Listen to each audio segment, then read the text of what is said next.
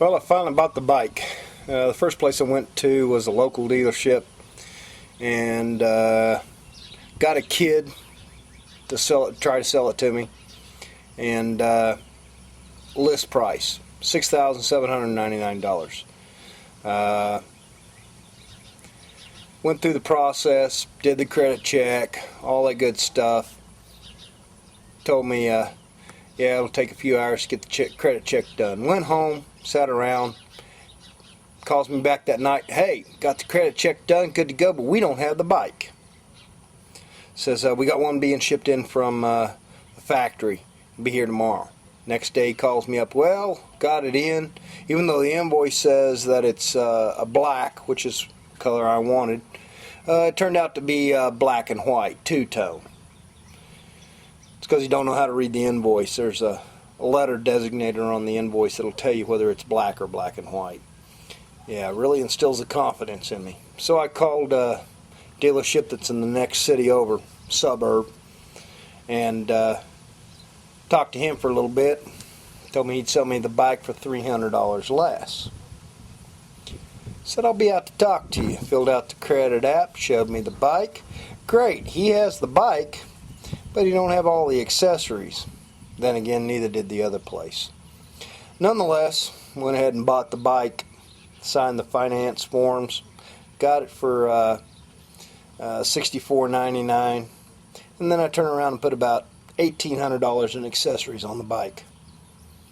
So, got one I wanted, not all of it. Still got to buy saddlebags and put the full-size saddlebags on. You got to move the taillights, and let me show you what I got.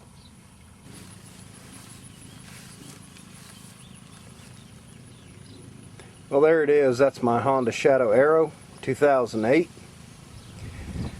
First off, let's notice that it's got a windshield on it. That's a Memphis Fats windshield. That's a 17-inch windshield.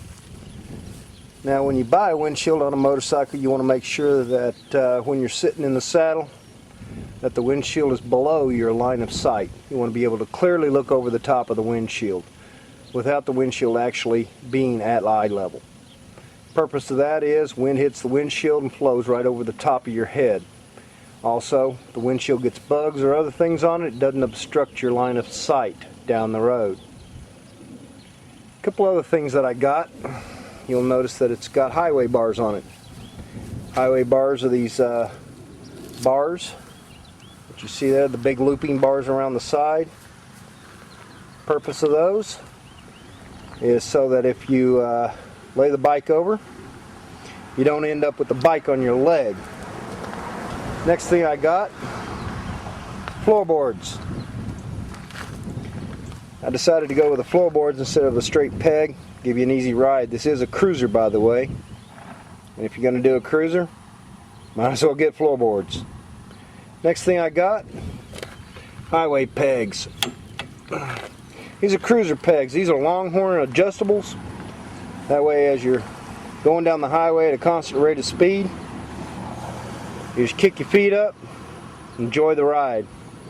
The reach is actually pretty good on this.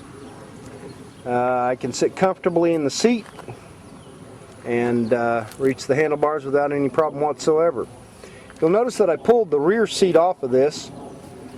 What I'm going to do eventually is put a single seat rack on the back of this. I'm also going to put some saddlebags on.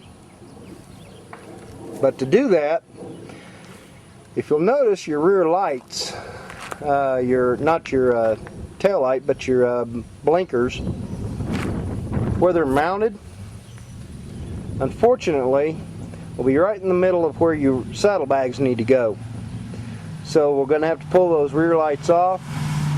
We're going to have to put our saddlebags on, and we'll probably modify the rear lights, and we'll move them down around the plate. So that's the bike, that's the chrome, that's all the good stuff.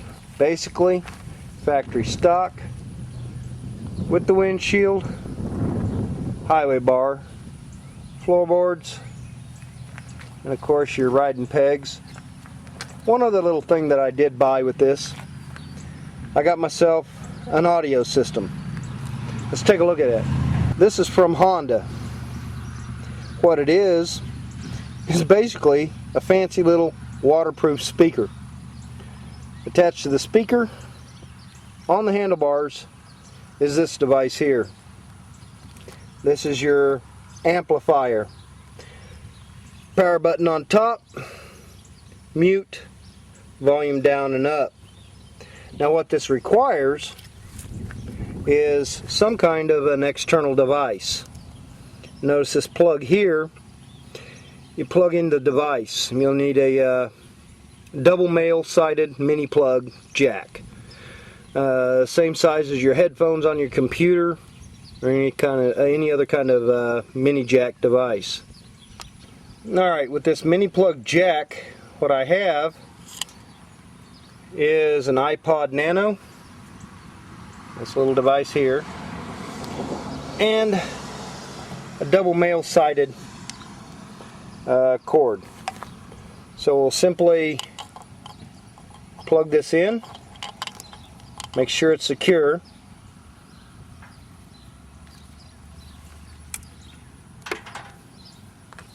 Plug it into our iPod Nano. If I can get the right side. Make sure that's secure. Set this up here somewhere. And we'll just leave it right there. Come down here and turn it on.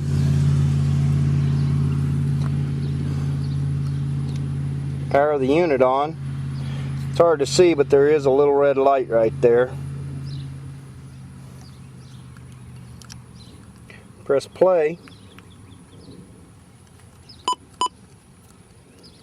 Might be nice if I turned on the iPod Nano. Press play. Make sure your volume is up on your Nano.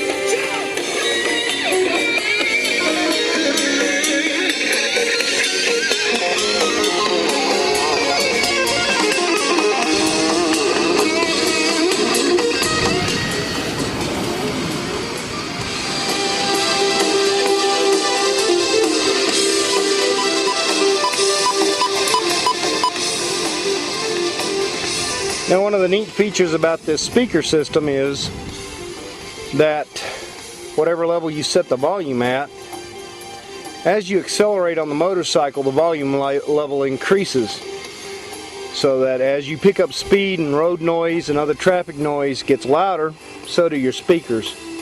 But they only reach a maximum volume of about mid-level of a regular stereo system. Well, that's my Honda Shadow Aero. It's a great little bike.